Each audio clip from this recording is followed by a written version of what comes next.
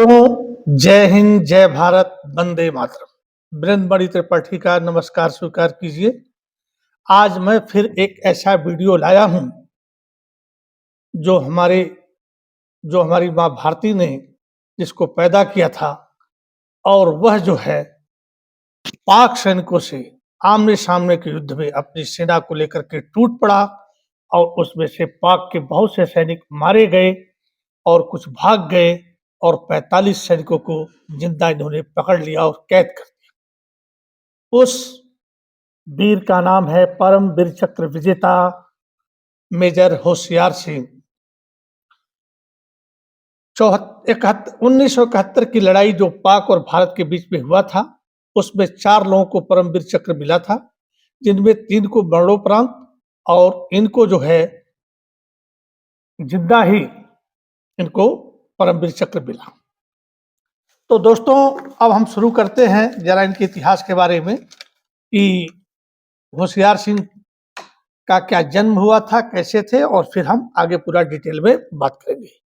Major Hoshiyar Singh का जन्म 5 मई सन 1936 में हरियाणा के सोनीपत जिले में सिसना गांव में हुआ था, एक किसान परिवार में। इनके पिता चौधरी हीरा सिंह थे, इनकी माता का नाम माधुरी देवी और पत्नी का नाम जो है श्रीमती धानु देवी। 2021 तक जो मैंने खोज किया, पढ़ा, तो इनकी पत्नी जिंदा थी। इनके 3 बच्चे जो सेना में अधिकारी बन गए और एक ग्रेनेडियर रेजिमेंट में है। इन्होंने प्रारंभिक शिक्षा अपने गांव से की। उसके बाद हाई स्कूल की शिक्षा इन्होंने Jat heroes memorial high school Rohtak से प्रथम श्रेणी में पास किया। फिर कॉलेज में गए, जॉर्ज कॉलेज रोहतक से इन्होंने किया, और 1 साल का भी ग्रेजुएशन किए ही थे कि यह सेना में भर्ती हो गए। इनके गांव के आसपास 250, 300, 400 लोग सेना में भर्ती थे, और प्रथम विश्व युद्ध से लेकर के द्वितीय विश्व युद्ध तक की कहानियां बताते थे, और कैसे रहा जाता है, कैसे कैसे वीरता की कहानी सुनाते थे। तो इनके दिलों में भी ये ख्वाहिश थी कि मैं भी सेना में होता। तो इन्होंने 1957 में 2nd जाट रेजिमेंट में एक सिपाही के तौर पर नौकरी शुरू कर दी, सेना में भर्ती हो गए। कुछ इसमें ट्रेनिंग किए, बाद में इनकी अहमियत लगी कि मैं एक अधिकारी हो जाता तो कितना अच्छा होता। इन्होंने सेना में रह करके मेहनत किया, पढ़ाई की, और कमीशन अधिकारी के लिए एग्जाम दिया, पास हो गए, और इनकी पहली पोस्टिंग जो है 3rd ग्रेनेडियर 30 जून 1963 में एज ए 2nd लेफ्टिनेंट के रूप में पोस्टिंग हुई। किस्मत देखिए, फिर 30 जून 1965 को ए लेफ्टिनेंट बनते हैं, अब फिर 30 जून 1969 को एक कैप्टन बनते हैं, और बाद में मेजर बनते हैं। ये 63 में भर्ती हुए थे। 65 के युद्ध हमारे साथ चल रहा था, पाकिस्तान के साथ। आप लोगों को पता ही होगा, नौजवानों को शायद न पता हो कि हमारे देश का जो बंटवारा हुआ था वह 3 टुकड़े में हुआ, एक पूर्वी पाकिस्तान, एक पश्चिमी पाकिस्तान और एक हिंदुस्तान। तो पूर्वी पाकिस्तान इसलिए कि हमारे देश से जो आज बांग्लादेश है, यह पहले 71 तक पूर्वी पाकिस्तान था। तो उस समय हमारे तरफ 2 तरफ से मार पड़ती थी। एक पूर्वी पाकिस्तान के सैनिक हमारे पर अटैक करते थे बांग्लादेश की तरफ से, और एक पश्चिमी पाकिस्तान जो था, आज पाकिस्तान है, वो करता था। और जब भी युद्ध होता है दोस्तों, तो हमें चारों तरफ से सेनाएं लगानी पड़ती है। उत्तर पूर्व में हमारी चाइना जी हैं, दक्षिण में श्रीलंका है, अब पूर्व में पूर्वी पाकिस्तान था, और पश्चिम में पश्चिमी पाकिस्तान। तो इसलिए हमारे भूतपूर्व प्रधानमंत्री इंदिरा गांधी जी ने ये प्लान बनाया कि क्यों न हम एक पाकिस्तान की जो 2 टांगें हैं, एक टांग को तोड़ करके अलग कर दें, और उस टांग का ही नाम हम दूसरा रख दें। तो 71 का युद्ध जो है, शेख मुजीबुर रहमान वहां के जो नेता थे, वो पाकिस्तानियों के आतंक से, उनकी बर्बरता से वहां की जनता त्रस्त थी। उन्होंने भारत से मदद मांगी। भारत ने अपनी सेना जो है वहां पर डायरेक्ट तो नहीं कर करके जो है इनडायरेक्ट में मुक्त वाहिनी कर करके वहां पर उतारी और उसकी ट्रेनिंग दिया था जनरल सोवेक सिंह, जिस पर मैंने एक वीडियो बनाया है, बहुत अच्छा वीडियो बनाया है कि सोवेक सिंह जो मेजर जनरल थे वह देश के लिए लड़े और जब समय आया तो देश के खिलाफ भी लड़े। तो 65 के युद्ध में या मतलब 63 में तो कमीशन अधिकारी हो गए थे, नेफा में पोस्टेड थे, लेकिन ये पाकिस्तान पश्चिमी पाकिस्तान की तरफ जो पंजाब है, शकरगढ़ सेक्टर है, तो उधर ये आए और ये जो है बीकानेर राजस्थान में ये खुफिया एजेंट की तरह से काम किए और यह पूरा पता किए कि ये जो है कहाँ पर हैं, इनकी कितनी सेना है और कैसे जो है क्या हथियार है, इन्होंने उसकी पूरी सूचना का इंफॉर्मेशन अपने कमांडिंग अफसर को दिया। कमांडिंग अफसर ने जो है आर्मी हेडक्वार्टर को भेजा, जिससे कि हमें 65 में नुकसान भी हुआ, फायदे भी हुए। हमने ज्यादा जमीन जीती, उन्होंने हमारी कम जमीन जीती। युद्ध का निर्णय नहीं पाया कि कौन जीता कौन हारा, क्योंकि जो जितना कब्जा किया था उसको वापस करना पड़ा। आप लोग जानते ही हैं कि पाकिस्तान हमसे बार बार लड़ता है। जैसे ही देश आजाद हुआ 1947 में, तैसे ही कश्मीर पर अटैक कर दिया, उसको हमने दबाया, जीता, यूएनओ में केस गया और लास्ट में हुआ कि जो जहां पर है वहीं पर रह जाए और उसका एरिया है। तो जो पाक अधिकृत कश्मीर है वो उसी समय पर पाकिस्तान के पास चला गया। उसके बाद जब ये पूरी सूचना दिए तो इनका नाम दर्ज हुआ, मेसन इन डिस्पैच में इनका नाम दर्ज हुआ। बहुत ही सटीक जानकारी इन्होंने पाक सैनिकों की दी थी। फिर हम चलते हैं 1971 की लड़ाई में। सबको पता है कि बड़ी भयंकर युद्ध हुआ था। इसमें टैंक, हवाई जहाज, आर्टिलरी, एलएमजी, एमएमजी जितने हथियार थे दोनों सेनाओं के पास हुआ। अब इनकी जो है पोस्टिंग जो है, मतलब इनकी जो थर्ड ग्रेनेडियर में जगह थे, थर्ड ग्रेनेडियर को एक काम दिया गया कि शकरगढ़ सेक्टर में, और थर्ड ग्रेनेडियर का क्या, इनकी कंपनी को, चार्ली कंपनी के कंपनी कमांडर थे, कैप्टन थे, और इनकी कंपनी को एक काम दिया गया कि बसंतर नदी के ऊपर पुल बनाएं, बसंतर नदी पर पुल बनाएं और सरसौट एक गांव है उस पर जो है पाकिस्तान ने अच्छी तरह से कब्जा कर लिया था, और कब्जा करने के बाद जो है उस पर हमें कब्जा करना था और वहां से उनको मार भगाना था।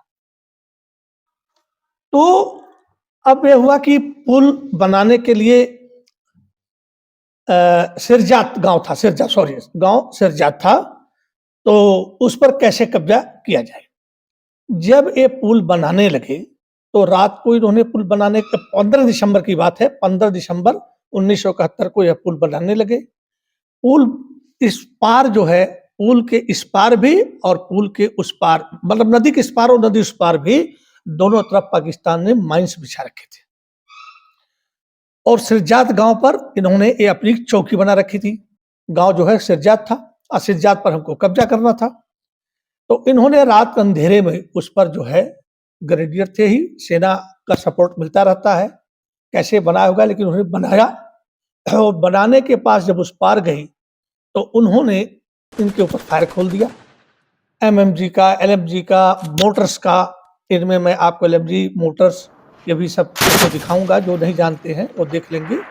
उसके बाद जब उस पार गए तो 16 दिसंबर की भोर में पहुंचे। इन्होंने सोचा कि दिन में, यदि हम दिन में तो अटैक करेंगे तो मारे जाएंगे, क्योंकि सीधे सीधे दिखाई देता है। सारा अटैक तो रात को या भोर में होता है, जब भोर में आदमी गहरी नींद में सोया रहता है, आलस रहता है या लेटरिन बाथरूम चला जाता है। इन्होंने अपने सैनिकों से राय मशवरा किया। चार्ली कंपनी के कंपनी कमांडर थे, और कंपनी उसी का साथ देती है जो कमांडर अपनी कंपनी के जवानों के साथ दोस्ती के साथ व्यवहार करता है, क्योंकि लड़ाई में फिर कोई पूछता नहीं है कौन गोली किसको मार दिया, कुछ पता नहीं। इन्होंने अपने जवानों से राय मशवरा लिया कि देखो भाई, यदि हम दिन में, हमें तो काम मिला है, हम तो सेना में हैं, हमको तो अटैक करना है, कब्जा करना है, चाहे मर जाना है, हम इसीलिए रोटी खाते हैं, भारत माता की ये पुकार है। तो ऐसा करते हैं कि हम लोग सूर्योदय से पहले ही, थके हारे थे कि कंपनी, लेकिन हम अटैक कर देते हैं और अटैक करने के बाद जो भी मिलते हैं देखा जाएगा, लेकिन अटैक करेंगे, कब्जा करेंगे। हिम्मते हिम्मते मर्दे खुदा वाली कहानी है। जिसके पास हिम्मत होता है सफलता उसको जरूर मिलती है, जो डर गया वो मर गया। इन्होंने अटैक कर दिया। अटैक करने के बाद वहां वो लोग ढीले पड़े हुए थे, तुरंत ही आमने सामने की लड़ाई, घोंप निकाल, गोलियां टट चल रही हैं। कुछ इनके आदमी कैजुअल्टी हुए और कुछ पाकिस्तान के मारे गए, और जो बचे खुचे थे वो भाग गए, और कुछ लोगों को इन्होंने 45 आदमियों को अरेस्ट कर दिया, बंदी बना दिया। और वहां पर जैसे सुबह हुई, इन्होंने तेजी से गड्ढे खोदे, क्योंकि इनको पता था कि जो भाग के गए हैं वो बताएंगे कि इनकी स्ट्रेंथ क्या है, इनके पास हथियार क्या है। तो खोया हुआ चीज हर आदमी प्राप्त करना चाहता है, हर देश प्राप्त करना चाहती है। तो इनको पता था कि हमारे ऊपर बहुत भयंकर अटैक होगा पाकिस्तान का, चाहे कैसे भी हो। तो इन्होंने अपने जवानों से खुद गैती बेलचा उठा करके उसकी खूब खुदाई की, और गहरे गहरे खाइयां बनाकर, ट्रेंच जिसको मोर्चा कहते हैं, बना करके उसके अंदर बैठ गए। उसके बाद सबसे पहले इनके ऊपर फायर आता है टैंकों का। धड़ाम धड़ाम गोले गिरते गए, गोले गिरते गए। और उसके बाद जैसे ही, हमने आपको पहले भी बताया है फिर भी बता रहा हूं, जब इन्फेंट्री, लड़ाकू सेना, पैदल सेना जब कहीं पर कब्जा करने जाती है तो उस जगह पर पहले तोपखाने से, टैंक से फायर करके उस एरिया को बर्बाद कर दिया जाता है कि कोई बचे नहीं। और एक दो लोग बचे हैं जिनकी सांसें चल रही है, घायल हो चुके हैं, उनको जाकर संगीन से या गोली से डाल मार करके, उसको अंदर कर करके संगीनों से या गोली से मार करके उस पर कब्जा कर लेना। तो बड़ा भयंकर आर्मर्ड का जो है फायर है, टैंकों का फायर है। उसके बाद एक उनकी एक ट्रुप्स चली कब्जा करने के लिए, लेकिन उन्होंने जो गड्ढे खोद रखे थे दोस्तों, तो गड्ढे ऐसे होते हैं, जो मोर्चे होते हैं, बहुत ही सेना के लिए सेफ्टी होते हैं। जैसे मैं यहाँ पर खड़ा हूं, यहाँ पर बम गिरेगा तो ये जो धरती माता है ना, इसके ऊपर से टुकड़े निकल जाएंगे, गड्ढे में नहीं जा पाएंगे, और गड्ढे के आदमी बच जाएगा। जब उन्होंने फायर किया उसके बाद उनकी 34 इन्फेंट्री मतलब चली, लेकिन उनको ये पता नहीं था कि यहाँ एक भी नहीं मारे गए। और जैसे ही वो कब्जा करने के लिए आते हैं, तैसे ही यहाँ से एमएमजी, एलएमजी, राइफल्स, मोटर्स, जो भी इनके पास हथियार थे उनके ऊपर फायर झोंक दिया, और बुरी तरह से वो मारे गए, और उसके बाद वो भाग गए। फिर उसके बाद रात को, अब देखिए 16 की रात को है, फिर जो है एक दूसरा लहर अटैक होता है। उसमें आर्मर्ड और आर्टिलरी दोनों गोलाबारी करते हैं। और जब दोनों गोलाबारी करते हैं और आधे घंटे तक सेलिंग, 1 घंटे तक सेलिंग करने के बाद कि अब तो पक्का बर्बाद हो गए होंगे, लेकिन इन्होंने जो बुद्धि लगा करके अपने मोर्चे गड्ढे खोद दिए थे, उसका भी मैं फोटो आपको दिखाऊंगा। तो जो गड्ढे खोद दिए थे उसमें जो है, या तो गड्ढे के अंदर ही आके गिर जाए तब तो मारे जाएंगे, लेकिन यदि गड्ढे के पीछे और आगे गोला गिरता है तो हम सेफ बच जाते हैं। इसमें सिर्फ एयर अटैक का खतरा रहता है, जो सीधे गोला नीचे आता है। उसके बाद फिर उनका एक ट्रुप्स आया। फिर जब ट्रुप्स आया, ये तो तैयार बैठे थे क्योंकि ये दुश्मन के एरिया को कब्जा किए हुए थे। इन्होंने फिर अपने एमएमजी से फायर किया, और इतना तेज फायर किया अपने हथियारों से कि दुश्मन का यह बेड़ा फिर भागा। इसी बीच में जो तोपखाने का गोला आ रहा था, मेजर होशियार सिंह के बगल में गिरा, उसका एक टुकड़ा इनको लगा और जख्मी हो गए। तो इन्होंने दो लहर, जो दो ग्रुप्स 2 बार अटैक किया था, उसको फेल कर दिया, और उनसे कहा गया कि आप पीछे हट जाओ, और आप घायल हो गए हो। तो इन्होंने कहा नहीं, मैं नहीं हटूंगा जब तक पाकिस्तान से हमारी लड़ाई खत्म नहीं होगी, हम इसी मोर्चे में ही रहेंगे। अब देखिए दोस्तों, एक गांव का लड़का कितना बहादुर होता है, और अपने जवानों में जोश बढ़ाते रहे, और 3-4 जगह इन्होंने गड्ढे खोदे थे। ये बिना हेलमेट के बाहर निकल करके अंदर घुस जाते थे और जवानों का जोश बढ़ाते थे। 17 दिसंबर को फिर पाकिस्तान ने बड़ा जोरदार हमला किया हमारे ऊपर, और वो हमला जो है उसको झेलना जो है बड़ा मुश्किल था। उसमें हमारे कुछ सैनिक भी घायल हुए। तब तक क्या देखते हैं मेजर होशियार सिंह कि एक बम का टुकड़ा बम आ करके जो इनकी एमएमजी पोस्ट है, मीडियम मशीन गन, जो 1 मिनट में 900 गोली फायर करती है, उसके बल में आके गिरता है। और उसके बाद जो है एक टुकड़ा जो है जो एमएमजी चला रहता है उस जवान को लग जाता है। मेजर होशियार सिंह जी, क्योंकि हम भी लड़ाई में थे, जैसे ही गोला गिर जाता है गड्ढे में से निकल करके देखते हैं, अरे कहाँ गिरा रे। ऐसा नहीं है, जब तोपखाने का मोटर्स का गोला गिरता है हमारे अगल बगल में, जब ड्राम की आवाज हो जाती है तो हम अपना गर्दन गड्ढे में से निकाल करके देखते हैं कि गोला कहाँ गिरा, 10 गज पर गिरा कि 100 गज पर गिरा कि 50 गज पर गिरा, क्योंकि वहां से धूल उड़ती है, आग भी निकलती है। तो उसको हम देखते थे। आपके सामने हम जिंदा बचे हुए हैं, इसलिए हमको हंसी आ रही है। उस समय तो भाई परवरदिगार आलम तेरा ही है सहारा, क्योंकि बंदूकों से लड़ाई कम होती है आजकल, तो मोटर तोप और आर्मर्स की लड़ाई होती है और हवाई जहाज की लड़ाई होती है। तो इन्होंने देखा कि इनके जो एमएमजी पोस्ट था उस पर जो उसके बगल में गिरा और उसका जो है बम का टुकड़ा उस जवान को लगा जो एमएमजी चला रहा था। ए एमएमजी की महत्व को जानते थे, क्योंकि 1 मिनट में 900 गोली फायर करती है, चाहे कितने भी लोग आते हों, आप उसमें निशाना नहीं दिया जाता है, ब्रस्ट फायर किया जाता है। ये बैरल लगा दिया और आपने घुमा दिया, आदमी को 2 हिस्सों में काट देता है। चाहे हजारों लोग आते हों, एमएमजी आपकी फिट है तो हजारों को आप बढ़ने नहीं देंगे, 4 कदम नहीं चलने देंगे, एमएमजी से आप मार देंगे। फिर एक मोटर्स है, मोटर में ऊपर से बम डालते हैं, उसका भी एक चित्र दिखाऊंगा जो बेचारे नहीं जानते हैं। और वो गोला जो है, अब मान लीजिए यहाँ पर एक गड्ढा है और उधर से फायर कर रहा है, यहाँ से ये गोला राउंड करके आएगा और यूं इसमें गिर जाएगा। तो ये भी बहुत लड़ाई में काम आता है। इस पहाड़ी के उस पहाड़ी के, इस पहाड़ी से उस पहाड़ी के पीछे दुश्मन छुपा हुआ है, तो तोप का गोला काम नहीं करेगा, बंदूक का गोला काम नहीं करेगा, मोटर्स का जो फायर है वो सीधे घूम करके गोला यूं करके गिरेगा।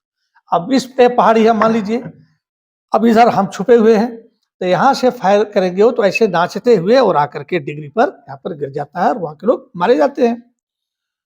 तो उन्होंने हर तरह से सारे हथियार, आर्मर्ड भी इस्तेमाल किया, तोपखाना, टैंक्स, उसके बाद तोपखाना, मोटर्स, तीनों पर बड़ी भयंकर फायर रात के समय में।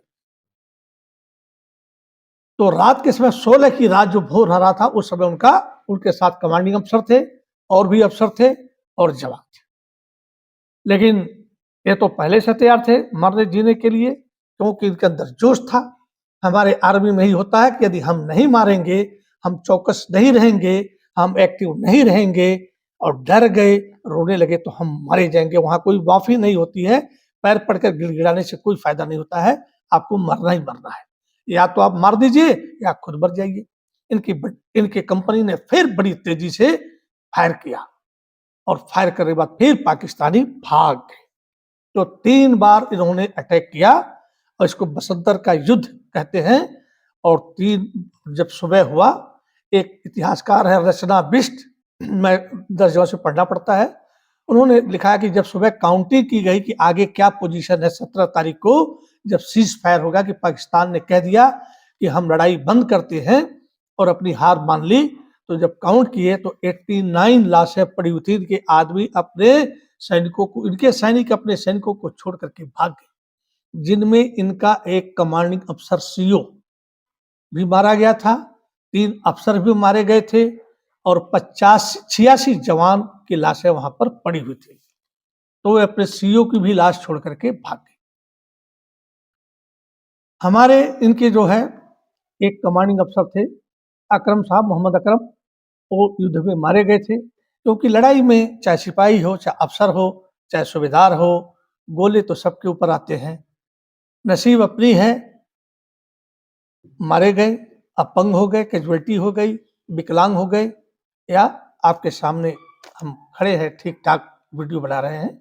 क्योंकि वहां से आने के बाद जितने फौजी हैं वो जानते होंगे, भूतपूर्व सैनिकों के लिए एक हॉस्पिटल बना है, मैं हॉस्पिटल का आदमी था, तो उसमें जो है ईसीएचएस में एक फार्मासिस्ट में था।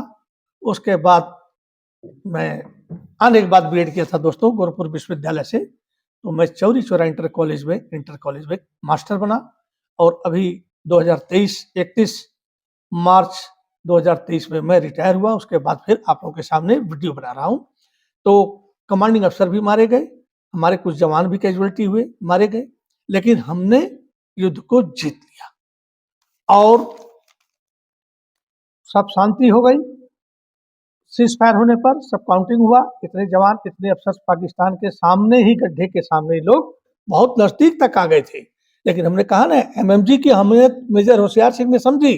जैसे जवान घायल हुआ, अपने गड्ढे से कूदे, दूसरे में गए और तुरंत एमएमजी संभाल लिया और फटाफट उसका धुंध फायर किया और बहुत लोग मारे गए। क्योंकि लड़ाई में हर आदमी का एक बहुत बड़ा इंपॉर्टेंट रोल होता है। कोई नहीं कह सकता, क्यों कह ही नहीं सकता, क्योंकि वो भी मारा जाएगा। जब तक भूख लगी है, प्यास लगी है, उसको रोक दिया जाता है और गन लेकर के सीधे फायर, दनादन दनादन दनादन, एकदम एम्यूनिशन खत्म हो जाएगा तब भी दोस्त जवान पानी पिएगा, नहीं तो दुश्मन सामने हो तो वो पसीना भी नहीं पोंछता है, उसकी आंखों से पसीने आते हैं।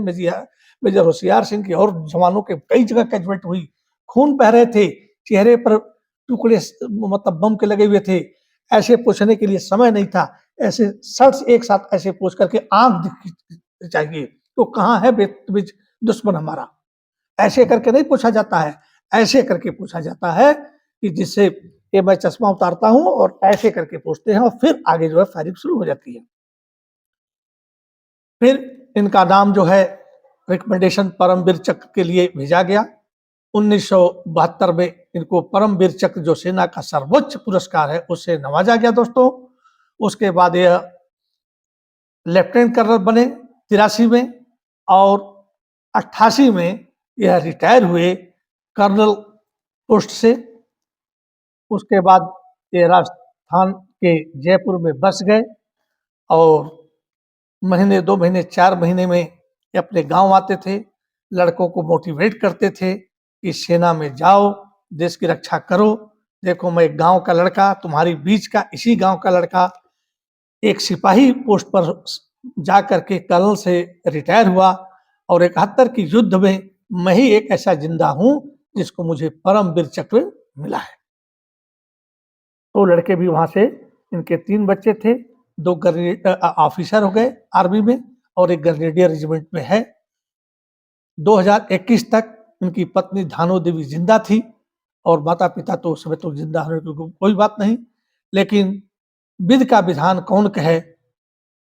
6 दिसंबर 1998 में इनको हार्ट अटैक होता है और 61 वर्ष की उम्र में यह परम धाम की यात्रा पर निकल पड़ते हैं और हमारे बीच से यह सूरमा चले जाते हैं।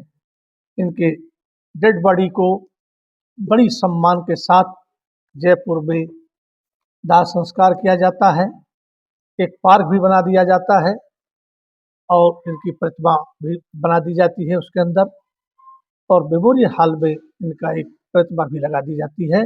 तो ऐसे वीर सपूतों को हमारा पूरा भारत दिल से सम्मान देता है, नमस्कार करता है और उनको सैल्यूट करता है। इसी के साथ दोस्तों मैं अपनी बात को खत्म कर रहा हूं। आप लोग देखिए, मैंने अच्छे वीर सपूतों पर वीडियो बनाए हैं। बस आपका प्रेम, सहयोग और प्यार चाहिए। बाकी तो फौजी भाई ढूंढ करके बना ही रहा है। मैंने कभी नहीं सोचा था कि मैं वीडियो बनाऊंगा, वो भी है। हम पढ़ते थे कक्षा 6, 7, 8 में वीर सपूतों के बारे में, फिर सेना में फिर चले गए, लेकिन आज मौका मिला है। ऊपर वाला जो चाहे वो करा सकता है। Thank you. जय हिंद, जय भारत, वंदे मातरम। थैंक यू दोस्तों।